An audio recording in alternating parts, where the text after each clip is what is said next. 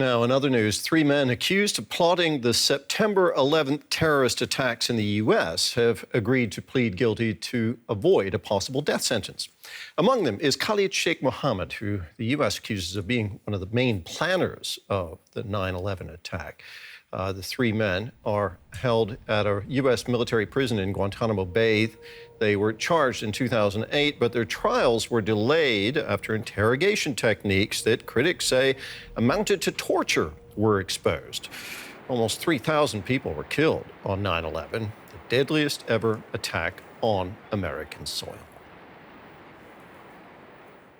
For more on this, let's speak to Johannes Thimm. He's an analyst focusing on the Americas at the German Institute for International and Security Affairs.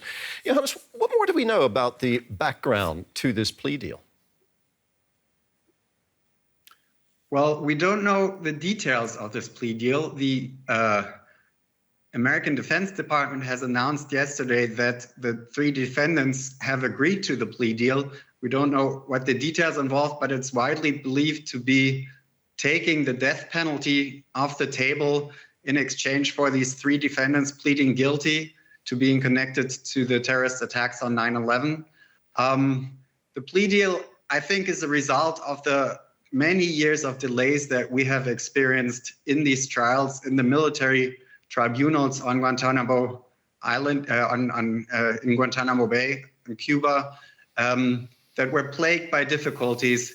And the main difficulty, of course, is that all 3 of these defendants were tortured by the CIA, and that it's very unclear what kind of evidence against them is tainted by this torture and what is admissible and can be used to prove their involvement. The 9/11 attacks were a watershed for the United States. The people of the United States had followed this like nothing else and have been affected by it. How is this deal, this plea deal, being received by the American people? Well, it's very hard to say. Apparently, the Defense Department lawyers and the prosecutors reached out to some relatives of victims of 9/11 and informed them beforehand. But we have more than or close to 3,000 victims of the terrorist attacks on 9/11, so I expect that the echo will be very mixed among those relatives of the victims. I'm sure among the 3,000 there will also be some that are not happy with the fact that the death penalty is now no longer an option for these defendants.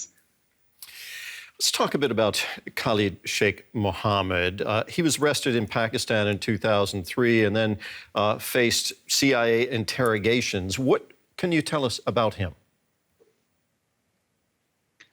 Well, he is supposedly the mastermind behind 9/11, so he's the one with the most direct involvement other than the hijackers that were killed on 9/11 itself.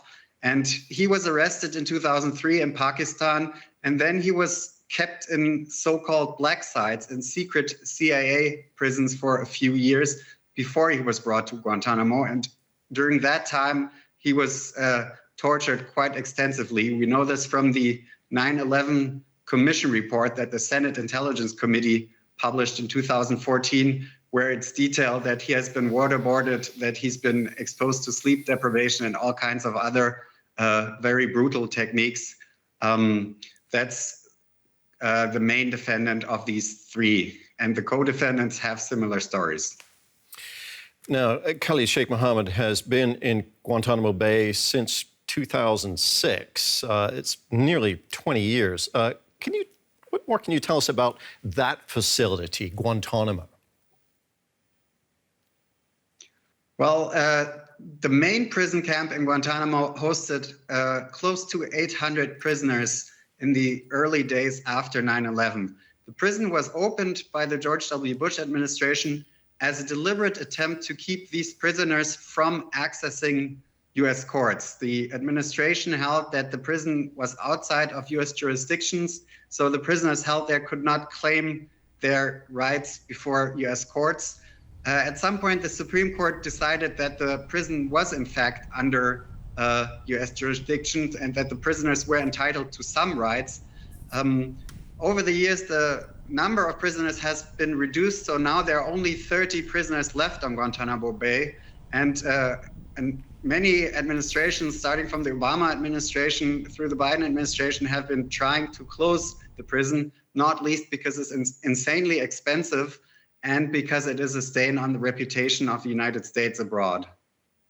Johannes, thank you very much for talking with us. That was Johannes Thimm of the German Institute for International and Security Affairs.